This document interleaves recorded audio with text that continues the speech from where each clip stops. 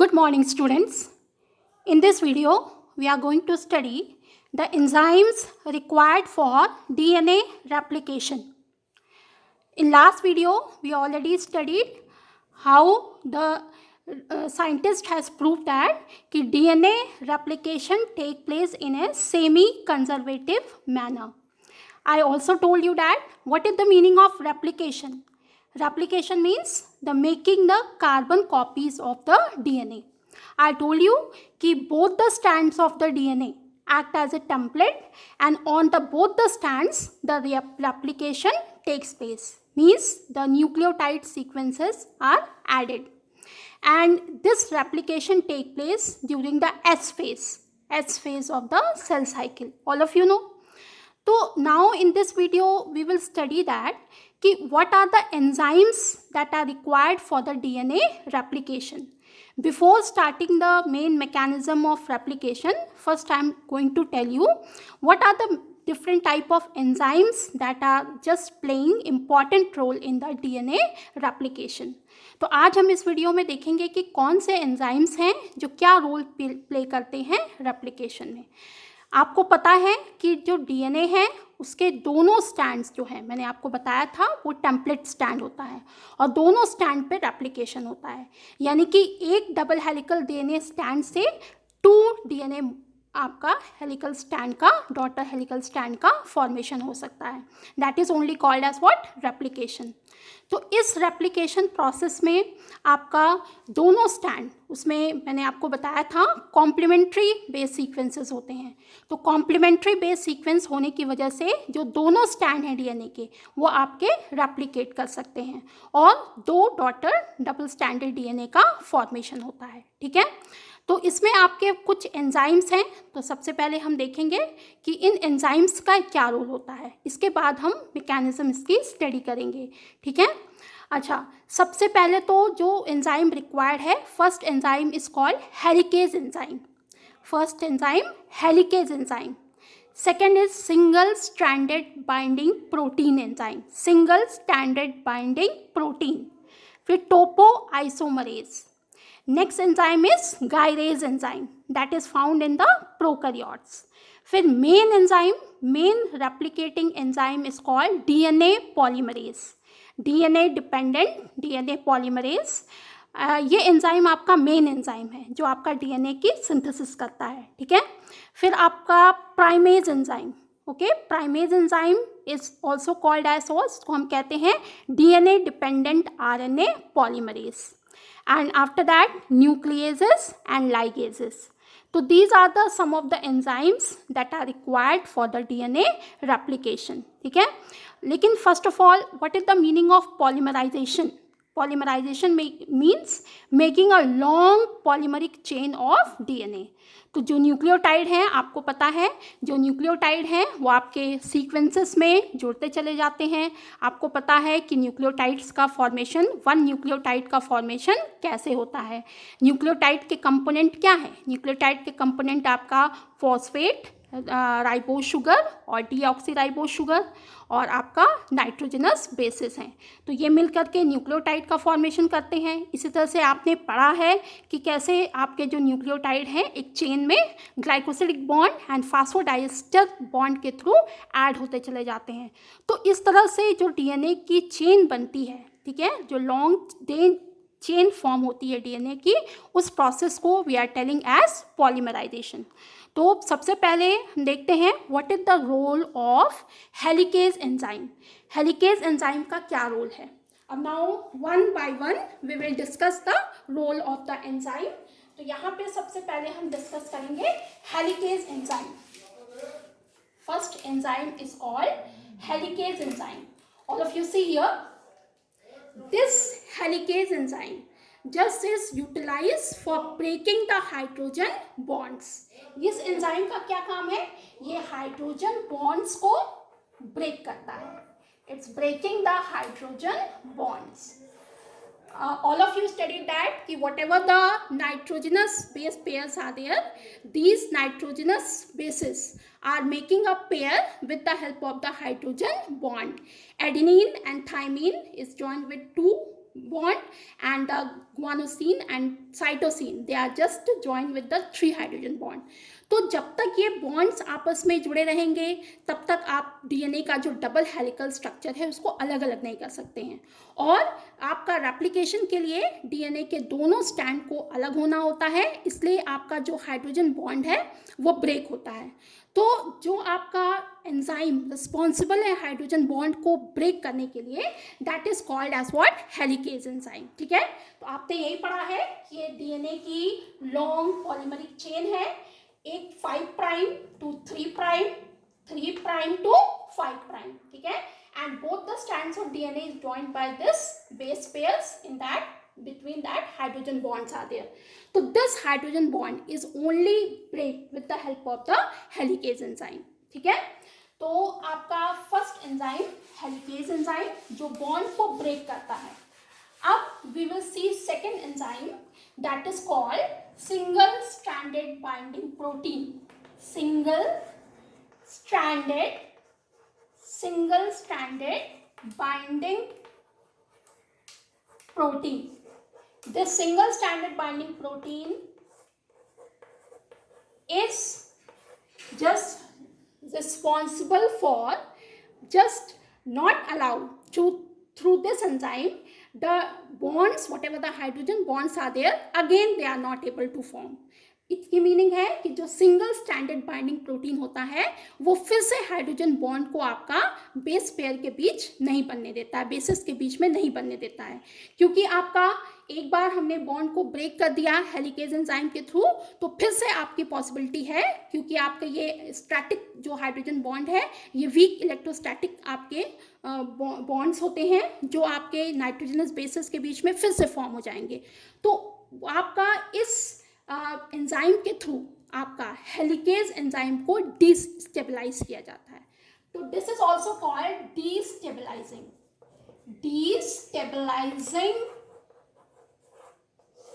Enzyme. This enzyme is called destabilizing enzyme. It destabilizes the helicase enzyme.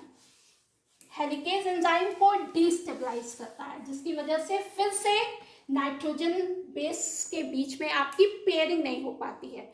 All of you know adenine is joined with thymine with double bond, and guanine joined with cytosine with the triple bond. ठीक है, तो एक बार अगर हमने bond को break कर दिया helicase enzyme के थ्रू, फिर से पॉसिबिलिटी हो सकती है कि दोनों स्टैंड आपके फिर से बॉन्ड बना ले और उनमें बेस पेयरिंग हो जाए। ठीक है, तो ये नहीं होने देना है। रेप्लिकेशन के लिए हमें दोनों स्टैंड को अलग अलग करना है, तो इसीलिए आपका सिंगल स्टैंडर्ड बाइंडिंग प्रोटीन आपका एक्ट करता है। ठीक है, अच्छा, अब now come to the third enzyme. Third enzyme is called topoisomerase. Third enzyme is called topoisomerase enzyme. Topoisomerase enzyme. This enzyme is releasing the tension. This enzyme release the tension from the DNA double helical strand. DNA double helix. All of you know that the two strands of DNA are right-handed coiled with each other. उनके बीच में आपकी जो coiling होती है वो इतनी strong होती है कि एक बार हमने उसको अलग अलग कर दिया, उसके बाद फिर से वो आपका टेंशन उसके बीच में क्रिएट होगा, तो वो फिर से आपका एक दूसरे के ऊपर कॉइल्ड हो जाएगा। ठीक वैसे ही जैसे कि आपका रोप है, ठीक है, रोप है या वायर है, दो आपने देखा होगा वायर के केसेस में 2-3 वायर्स एक दूसरे में बिल्कुल कॉइल्ड रहती हैं, और जब हम ऊपर से उसको खोलना स्टार्ट करते हैं तो वो नीचे से फिर से आपकी उसमें कॉइलिंग स्टार्ट हो जाती है, क्योंकि उनमें बीच बहुत स्ट्रॉन्ग आपकी कॉइलिंग होती है। तो उसी कॉइलिंग को आपका ब्रेक करने के लिए this enzyme is working, that is called topoisomerase. Topoisomerase का क्या काम है? टोपोआइसोमरेज आपका जो टेंशन है आपका डीएनए डबल हेलिक्स के बीच में उसको रिलीज करता है। तो उसके लिए क्या करता है कि आपका जो डीएनए डबल हेलिक्स है उसके बीच में कहीं भी आपका छोटा सा कट लगाता है, और फिर से उसको कट करके डीएनए स्ट्रैंड को रोटेट करके फिर से आपका ज्वाइन करा देता है with the help of the 2 more enzyme, अभी वो हम बाद में पढ़ेंगे। तो उन दोनों एंजाइम की हेल्प से ये कट करता है छोटे से पीस को, रोटेट करता है और फिर से ऐड कर देता है, जिसकी वजह से आपका जो ये डीएनए स्टैंड है वो फिर से कॉइल नहीं हो पाता है। ठीक है, तो आपका ये टोपोमरेज एंजाइम का फंक्शन है। ठीक है, तो next enzyme topoisomerase enzyme that release the tension. तो हेलिकेज एंजाइम बॉन्ड्स को ब्रेक करता है। सिंगल स्टैंडर्ड बाइंडिंग प्रोटीन आपका हेलिकेज एंजाइम को डिस्टेबलाइज करने का काम करता है ताकि फिर से आपकी बॉन्डिंग ना हो जाए, और जो टोपोआइसोमरेज है वो आपके फिर से कॉइलिंग नहीं होने देता है, यानी टेंशन को रिलीज करता है। ठीक है, अच्छा, next enzyme that enzyme is called DNA polymerase enzyme. DNA polymerase enzyme। ठीक है, this enzyme is the main replicating enzyme. It is also called DNA dependent DNA polymerase। Okay, so this enzyme is helping in the synthesis of the new strand of DNA। यानी कि जितने भी nucleotides हैं, ठीक है, जितने भी nucleotides हैं उनको आपस में जोड़ करके आपका टेम्पलेट स्टैंड पर न्यू स्टैंड को फॉर्म करने का काम आपका डीएनए पॉलीमरेज एंजाइम करता है। अच्छा, ये कई टाइप्स के होते हैं, इनके कई सारे टाइप्स हैं। डीएनए पॉलीमरेज थर्ड, वैसे तो जो मेन है वो डीएनए पॉलीमरेज थर्ड है। ठीक है, ये डीएनए पॉलीमरेज थर्ड आपका एनसीईआरटी के बुक में दिया हुआ है ई कोलाई में। ठीक है, डीएनए पॉलीमरेज थर्ड जो है वो वर्क करता है एज ए सिंथेसाइजिंग एंजाइम। इसके अलावा डीएनए पॉलीमरेज फर्स्ट और डीएनए पॉलीमरेज आपका सेकंड भी होता है। ठीक है, तो सेकंड को हम बाद में डिस्कस करेंगे। तो ये आपका DNA polymerase enzyme main replicating enzyme है। ठीक है, और इसके साथ सारे एंजाइम्स और आपके वर्क करते हैं। ठीक है, अगर हम बैक्टीरिया की बात करें तो ई कोलाई बैक्टीरिया में 4.6 into 10 power 6 4.6 into 10 power 6 base pairs होते हैं। 4.6 इंटू 10 पावर 6 बेस पेयर्स होते हैं। और आपका ये अगर पॉलीमरेज एंजाइम वर्क करता है तो एक बार में आपका कम से कम 2000 बेस पेयर्स आपके ज्वाइन हो सकते हैं पर सेकेंड में। ठीक है, आप जानते हैं जो बैक्टीरिया है वो बहुत ही जल्दी मल्टीप्लाई करता है। ठीक है, एनसीईआरटी के बुक में लिखा हुआ है कि ई कोलाई का जो रेप्लिकेशन है वो 38 मिनट में कंप्लीट हो जाता है। यानी कि अगर उसका एवरेज देखें तो आपका 2000 बेस पेयर्स पर सेकेंड आपका ऐड होता है। ठीक है, तो DNA polymerase is the main DNA synthesising enzyme only. ठीक है, इसके बाद आपका डीएनए पॉलीमरेज थर्ड या डीएनए पॉलीमरेज सेकेंड का फंक्शन हम अभी डिस्कस करेंगे। अच्छा, next enzyme is called primase enzyme.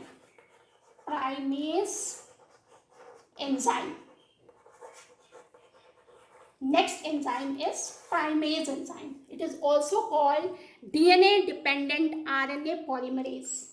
DNA dependent RNA polymerase.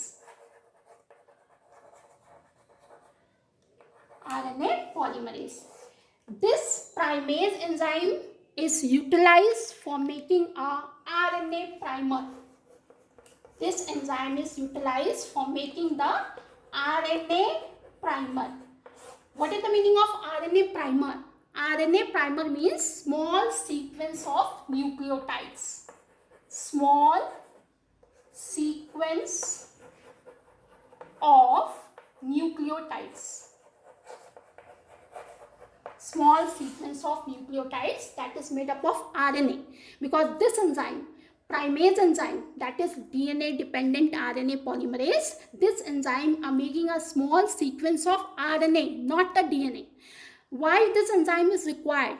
Because जो आपका polymerase enzyme है, DNA polymerase enzyme है, वो तभी वर्क कर सकता है, आपका न्यू डीएनए स्ट्रैंड की सिंथेसिस तब कर सकता है जब उसको पहले से एग्जिस्टिंग न्यूक्लियोटाइड का थर्ड आपका प्राइम में OH ग्रुप मिलता है। ठीक है, तो एक बात यहाँ पे आप नोट कीजिए कि जो डीएनए पॉलीमरेज एंजाइम है, अभी आपने पढ़ा कि डीएनए पॉलीमरेज एंजाइम क्या करता है, ये मेन रेप्लिकेटिंग एंजाइम है, यही आपकी न्यूक्लियोटाइड की सिंथेसिस करता है, न्यूक्लियोटाइड की चेन बनाता है। लेकिन मैंने आपको बताया है कि न्यूक्लियोटाइड की चेन तब बनती है जब पहले से एग्जिस्टिंग न्यूक्लियोटाइड का थर्ड प्राइम का हाइड्रोक्सिल ग्रुप आपका फ्री हो। ठीक है, तो ये जो डीएनए पॉलीमरेज मेन एंजाइम है, इसको वर्क करने के लिए आपका जो पहले से एग्जिस्टेड न्यूक्लियोटाइड का OH चाहिए। ठीक है, तो इसके लिए आपका RNA प्राइमर की ज़रूरत होती है। तो RNA प्राइमर आपका स्मॉल सीक्वेंस ऑफ न्यूक्लियोटाइड है जो RNA का बना हुआ है, ये DNA का नहीं बना हुआ है। ठीक है, क्योंकि DNA पॉलीमरेज खुद से पहली सिंथेसिस स्टार्ट नहीं कर सकता है, पहला न्यूक्लियोटाइड नहीं बना सकता है। अब आप कहेंगे कि क्यों नहीं हम डीएनए प्राइमर यूज़ करते हैं, क्यों यहाँ पे आरएनए प्राइमर यूज़ किया जा रहा है? वो इसलिए क्योंकि डीएनए पॉलीमरेज खुद से पहले न्यूक्लियोटाइड का सिंथेसिस स्टार्ट नहीं कर सकता है, उसको स्टार्ट करने के लिए कोई ना कोई आपका एग्जिस्टिंग न्यूक्लियोटाइड चाहिए। तो यहाँ पे आपका DNA dependent RNA polymerase work करता है, जिसको हम प्राइमेज एंजाइम कहते हैं। ये आपका जब रेप्लिकेशन स्टार्ट होता है तो ये छोटा सा सीक्वेंस जो आरएनए का बना हुआ है, ये आपका एक एंड पर आके आपका अटैच होता है। ठीक है, जब आप रेप्लिकेशन की मैकेनिज्म पढ़ेंगे तब वहाँ आपको मैं बताऊंगी कि कैसे वहाँ पे आपका अटैचमेंट होता है।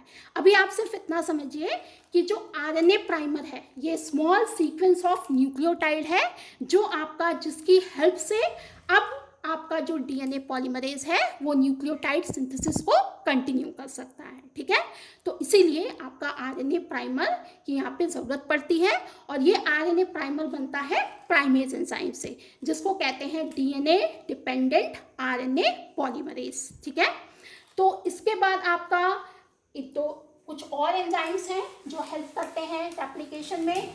One enzyme is called nucleases. Nucleases enzyme is just used to cut the segment of DNA. Cut the small segment of DNA. ठीक है, तो ये जो न्यूक्लिएजेस है ये कटिंग का काम करता है। कटिंग का काम, जैसे मैंने आपको बताया कि टोपोआइसोमरेज एंजाइम जो है टेंशन को रिलीज करता है, तो उसके लिए आपका वो डीएनए स्ट्रैंड को कट करके हल्का सा मूव करके फिर से उसमें ऐड कर देता है। तो ये जो कटिंग का काम होता है, ये कटिंग का काम आपका न्यूक्लिएजेस करता है। ये पर्टिकुलर न्यूक्लियोटाइड सीक्वेंसेस को कट कर सकता है। This enzyme is called nucleases. अभी जब हम रेप्लिकेशन की मैकेनिज्म पढ़ेंगे तब वहाँ पे आपको समझ में आएगा कि इसका क्या यूटिलाइजेशन है। इसके बाद next enzyme is called ligase enzyme. Next enzyme is called ligase enzyme. This ligase enzyme is use for pasting. ये ऐड करने का काम करता है, पेस्टिंग और जॉइनिंग। पेस्टिंग और joining the nucleotide sequences, joining। तो लाइगेज एंजाइम ऐड करने का काम करता है। ठीक है, तो इसको बोलते हैं न्यूक्लिएजेस और लाइगेजेस दोनों एंजाइम को मिला के कहते हैं cutting and pasting enzyme. Nucleases cut करने का काम करता है और लाइगेजेस आपका जोड़ने का काम करता है। अभी आप बाद में पढ़ेंगे कि जब रेप्लिकेशन होता है तो उसमें आरएनए प्राइमर यूज़ किया जाता है, और बाद में उस आरएनए प्राइमर को डीएनए, क्योंकि जो आपका रेप्लिकेशन हो रहा है वो डीएनए का हो रहा है, डीएनए के न्यूक्लियोटाइड सीक्वेंसेस बन रहे हैं, आरएनए वहाँ पे नहीं होना चाहिए। वो तो स्टार्ट करने के लिए आरएनए प्राइमर यूज़ किया गया है, तो बाद में उस आरएनए प्राइमर को हटाने के लिए और रॉन्ग न्यूक्लियोटाइड्स को हटाने के लिए कटिंग और पेस्टिंग की ज़रूरत होती है। And that cutting and pasting is only done by nucleases and ligases enzyme. ठीक है, तो यहाँ पे इसका यूज़ होता है। फिर इसके बाद आपका जो कटिंग पेस्टिंग होती है, इसके बाद आपका अगर डीएनए पॉलीमराइजेशन के टाइम में अगर जो आपका नया न्यूक्लियोटाइड सीक्वेंस बना है, अगर उसमें कुछ रॉन्ग न्यूक्लियोटाइड्स अटैच हो गए तो वहाँ पे म्यूटेशन का चांसेस हो जाता है, ठीक है। तो इसीलिए जब पूरा आपका डीएनए की सिंथेसिस, न्यू चेन की सिंथेसिस हो जाती है तो उसके बाद प्रूफ रीडिंग की जाती है। One of the term is called proof reading. Proof reading कि जहाँ जहाँ पे अगर कोई रॉन्ग न्यूक्लियोटाइड अटैच हो गया है या आरएनए प्राइमर को रिमूव करना है तो जो प्रूफ रीडिंग की जाती है और आपके न्यूक्लियोटाइड्स को वहाँ से रॉन्ग न्यूक्लियोटाइड्स को हटा करके जो आपके राइट न्यूक्लियोटाइड्स होते हैं, करेक्ट न्यूक्लियोटाइड्स होते हैं, उनको न्यूक्लियेजेस और लाइगेजेस के हेल्प से ऐड किया जाता है। तो ये जो प्रूफ रीडिंग का प्रोसेस होता है, इसका फंक्शन आपका करता है डीएनए पॉलीमरेज सेकेंड। वहाँ पे आपका डीएनए पॉलीमरेज सेकेंड वर्क करता है। मैंने आपको बताया ना कि जनरली जो है आपका 3 टाइप्स के डीएनए पॉलीमरेज होते हैं, DNA polymerase 1, DNA polymerase second and DNA polymerase third. तो मेन आपका DNA polymerase third main replicating enzyme है और जो सेकेंड वाला है वो आपका प्रूफ रीडिंग में या रिपेयरिंग में आपका ये एंजाइम हेल्प करता है, ठीक है। तो हमने हेलिकेजेस एंजाइम देखा। हेलिकेजेस एंजाइम हाइड्रोजन को ब्रेक करता है, हाइड्रोजन बॉन्ड्स को ब्रेक करता है, ठीक है। फिर आपका सिंगल स्टैंडर्ड बाइंडिंग प्रोटीन, इसके बाद आपका टोपोआइसोमरेज, मेन एंजाइम आपका डीएनए पॉलीमरेज थर्ड, फिर डीएनए पॉलीमरेज सेकेंड, इसके बाद आपका न्यूक्लियेजेस और लाइगेजेस एंजाइम, ठीक है। अच्छा, एक चीज़ और, जो आपके बैक्टीरियाज हैं, ठीक है, बैक्टीरिया में टोपोआइसोमरेज और हेलिकेज एंजाइम की जगह पे, टोपोआइसोमरेज और हेलिकेज एंजाइम की जगह पे आपका बैक्टीरिया में भी रेप्लिकेशन होता है। तो बैक्टीरिया में इंस्टेड ऑफ टोपोआइसोमरेज और हेलिकेज आपका एक एंजाइम होता है, इसको कहते हैं गायरेज। मैंने पहले अभी नाम लिखा था गायरेज, ठीक है। वहाँ पे जो एंजाइम होता है, जो फंक्शन करता है आपका टोपोआइसोमरेज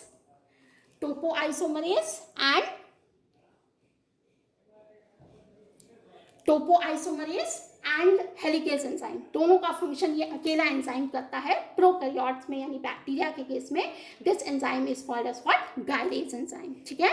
तो ये कुछ एंजाइम्स हो गए जिनके फंक्शन हो गए, ठीक। अच्छा, अब यहाँ पे आप एक बात ध्यान रखिए, एक टर्म है, this term is called origin of replication, origin of replication, origin of replication.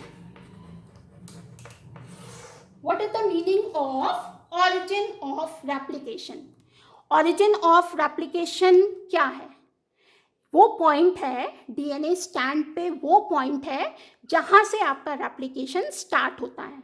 तो how you define that origin of replication? The point, by that point only the DNA replication start, that is called origin of replication, और short में इसको बोलते हैं ORI site, ORI site, ORI site. ये जब अभी आप बायोटेक्नोलॉजी पढ़ेंगे तो बायोटेक्नोलॉजी में भी इसका यूज होगा, that is called ORI site. यही इसी साइट से आपका डीएनए रेप्लिकेशन स्टार्ट होता है। तो बैक्टीरिया के केस में आप जानते हैं कि ई कोलाई के केस में सर्कुलर डीएनए होता है। ई कोलाई के केस में या किसी भी बैक्टीरिया के केस में आपका जो डीएनए है वो डबल स्टैंडर्ड है, लेकिन क्या है, सर्कुलर स्टैंडर्ड, ठीक है, सर्कुलर होता है, डबल स्टैंडर्ड। ये इसके सब हाइड्रोजन बॉन्ड्स हैं। तो हमेशा याद रखिए कि बैक्टीरिया के केस में only one origin of replication is there, one origin of replication. मान लीजिए यहाँ है तो ये ऑरिजिन ऑफ रेप्लिकेशन है, ORI साइट, और इस ORI साइट के इस तरफ और इस तरफ आपका दोनों तरफ रेप्लिकेशन आपका हो सकता है, मतलब इसी साइड से आपका रेप्लिकेशन स्टार्ट होता है, ठीक है। तो लेकिन रेप्लिकेशन स्टार्ट होने से पहले ये जब आपका खुलता है तो ये लीनियर में कन्वर्ट हो जाता है, लीनियर डीएनए में कन्वर्ट हो जाता है, ठीक है, रेप्लिकेशन होता है और फिर ये आपके सर्कुलर हो जाते हैं, ठीक है। लेकिन बैक्टीरिया के केस में केवल एक ORI साइट है, लेकिन आपका यूकैरियोट्स के केस में, जैसे आपने पढ़ा है ह्यूमन बींग्स में 2.2 metre long DNA is there, ठीक है, 2.2 मीटर लॉन्ग डीएनए यानी पॉलीपेप्टाइड चेन होती है। तो इतने लॉन्ग डीएनए का जो रेप्लिकेशन है वो अगर केवल एक ही पॉइंट से स्टार्ट होगा तो उसको कंप्लीट करने में बहुत टाइम लगेगा, जबकि इतना टाइम होता नहीं है आपका जब सेल डिवीजन होती है एस फेज में तो रेप्लिकेशन के लिए। तो यूकैरियोट्स के केस में many origin of replication is possible, वहाँ पे यूकैरियोट्स में कई ORI साइट हो सकते हैं, ठीक है।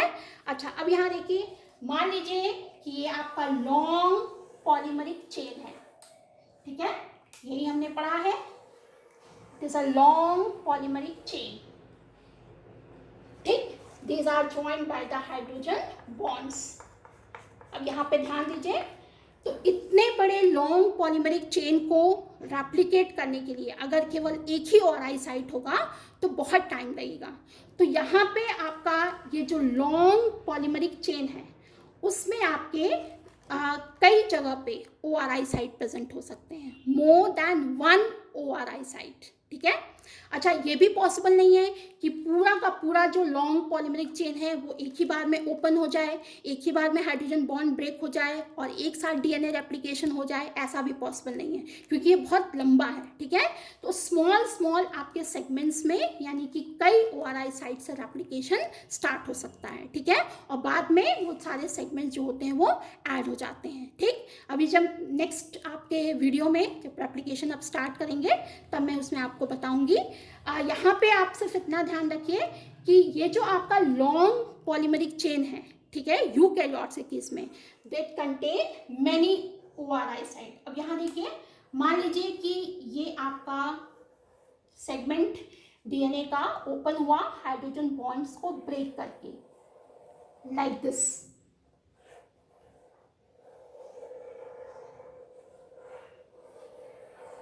ठीक है। तो अब देखिए, ये लॉन्ग पॉलीमरिक चेन, यहाँ पे ऑरिजिन ऑफ रेप्लिकेशन यहाँ हो सकता है ORI साइट, ठीक है। तो इस वाले पॉलीमरिक चेन में यहाँ पे मैंने बनाया ये एक ORI साइट, ये एक ORI साइट हो सकता है, ठीक है। और मैंने आपको बताया जब डीएनए रेप्लिकेशन स्टार्ट होता है तो हाइड्रोजन बॉन्ड आपका ब्रेक होता है और आपके दोनों स्टैंड आपके अलग अलग हो जाते हैं। तो मान लीजिए कि एक छोटा सा ये हिस्सा है डीएनए सेगमेंट का, इसमें हाइड्रोजन बॉन्ड ब्रेक हुआ है, तो ये जो स्ट्रक्चर आप देख रहे हैं बना है जिसमें दोनों स्टैंड अलग अलग हुए हैं, लेकिन सारे में नहीं है, ठीक है। यहाँ पे अलग हुआ है, यहाँ पे हाइड्रोजन बॉन्ड ब्रेक हुआ है और यहाँ पे हाइड्रोजन बॉन्ड ब्रेक हुआ है। तो ये जो स्ट्रक्चर बन रहा है that is called replication bubble, that is called replication bubble, इसको कहते हैं, ठीक है। और ये आपका इसका मिड पॉइंट ये जो है आपका ORI साइट, यहाँ से आपका रेप्लिकेशन स्टार्ट हो सकता है। तो इस डायरेक्शन में भी रेप्लिकेशन होगा और इस डायरेक्शन में भी रेप्लिकेशन होगा। ऐसे यहाँ भी this is the another replication bubble, यहाँ भी स्टार्ट हो सकता है इस तरफ और इस तरफ, लेकिन हमेशा ध्यान रखिए कि खुले हुए हिस्से से आपका बंद हिस्से की तरफ होगा, मतलब जहाँ पे आपका हाइड्रोजन बॉन्ड ब्रेक हुआ है वहाँ से स्टार्ट होगा रेप्लिकेशन और आपका आगे बढ़ेगा जहाँ पे आपका हाइड्रोजन बॉन्ड आपका नहीं टूटा है, यानी कि हमेशा चौड़े हिस्से से सकरे हिस्से की तरफ होगा, ये हमेशा याद रखिए आपका, ठीक है। तो आपका लॉन्ग पॉलीमरिक चेन में कई आपके ORI साइट हो सकते हैं, ठीक है, और एक साथ आपका स्मॉल स्मॉल सेगमेंट में रेप्लिकेशन स्टार्ट होता है, ठीक। अब अगर इसके हम आधे हिस्से को देखें, केवल अब इतने हिस्से को देखें आपका, अब आप इस डायग्राम में देखिए कि अगर हम केवल इसके आधे हिस्से को देखें तो ये कुछ इस तरह से आपका फॉर्म हुआ है, ये आपका ये डीएनए स्टैंड है, ठीक है, ये आपका 5 प्राइम 3 प्राइम 3 प्राइम 5 प्राइम, यहाँ पे अभी हाइड्रोजन बॉन्ड्स है, ये हिस्सा आपका नहीं खुला है, इतना खुल गया है। तो ये जो वाई शेप्ड स्ट्रक्चर आपका फॉर्म हो रहा है ये रेप्लिकेशन बबल का आधा हिस्सा, ठीक है, मैंने यहाँ पे इसको इस तरह से ड्रॉ किया है। तो अगर इसके आधे हिस्से को हम देखें तो that is called replication fork, replication fork, ठीक है।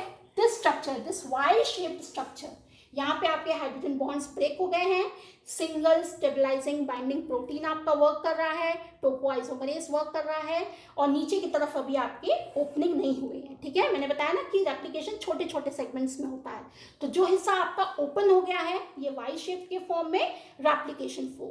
ठीक है, तो रेप्लिकेशन आपका स्टार्ट होगा, लेकिन किस डायरेक्शन में? आपका खुले हुए हिस्से से जुड़े हुए हिस्से की तरफ। ठीक है, धीरे धीरे जैसे यहाँ इतना दूर का रेप्लिकेशन हो जाएगा, फिर नीचे की तरफ रेप्लिकेशन आगे आगे प्रोसीड करेगा, और फिर ये हाइड्रोजन बॉन्ड आपके ब्रेक होंगे।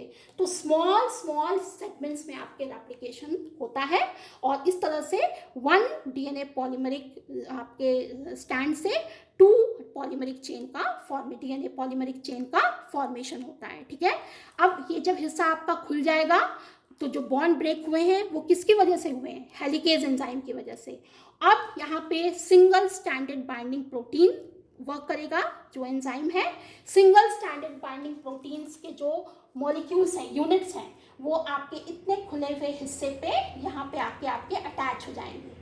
That is single stranded binding protein units. ये इसकी यूनिट्स हैं एंजाइम्स के, ताकि जो फिर से हाइड्रोजन बॉन्ड ना बन सके। ठीक है, मैंने आपको बताया कि अगर हम छोड़ देंगे तो फिर से हाइड्रोजन बॉन्डिंग हो जाएगी। तो लेकिन हाइड्रोजन बॉन्डिंग को आपका ना होने देना या हेलिकेज एंजाइम को डिस्टेबलाइज करने के लिए सिंगल स्टैंडर्ड बाइंडिंग प्रोटीन यहाँ पे अटैच हो जाते हैं। ठीक, और टोपोआइसोमरेज आपका जो है वो एंजाइम भी क्या करता है कि इसके टेंशन को रिलीज कर देता है, फिर से इसकी कॉइलिंग नहीं होने देता है। ठीक है, तो ये दोनों एंजाइम भी हेलिकेज एंजाइम के साथ आपका वर्क करते हैं। अब बारी आती है डीएनए पॉलीमरेज एंजाइम की। तो अब डीएनए पॉलीमरेज एंजाइम आपका दोनों स्टैंड पे आरएनए प्राइमर की हेल्प से आपका डीएनए की न्यू कॉपी की सिंथेसिस करता है। ठीक है, तो आपका जो डीएनए पॉलीमरेज एंजाइम है, जो मेन रेप्लिकेटिंग एंजाइम है, वो हमेशा याद रखिए ये आपका यूनिट में वर्क करता है। यानी कि इस डीएनए पॉलीमरेज के 2 एंजाइम्स, 2 आपके एंजाइम्स दोनों आपके इस दोनों स्टैंड पे आके एक साथ अटैच होते हैं, और फिर आपका डीएनए की सिंथेसिस होती है, यानी कि उसकी कॉपी बनती है। ठीक है, तो ये कैसे होता है, कैसे आपके न्यूक्लियोटाइड्स एक्टिवेट होते हैं, और कैसे आपका जो है न्यू डीएनए चेन का फॉर्मेशन करते हैं, that we will study in the next video. तो अभी के लिए आप इन एंजाइम्स को हमेशा याद रखिए, इसको एक बार अपने एनसीईआरटी की बुक से पढ़ लीजिएगा कि इन एंजाइम्स का आपका क्या रोल है, और जो और पॉइंट्स हैं that I will explain in the next video. Okay, thank you.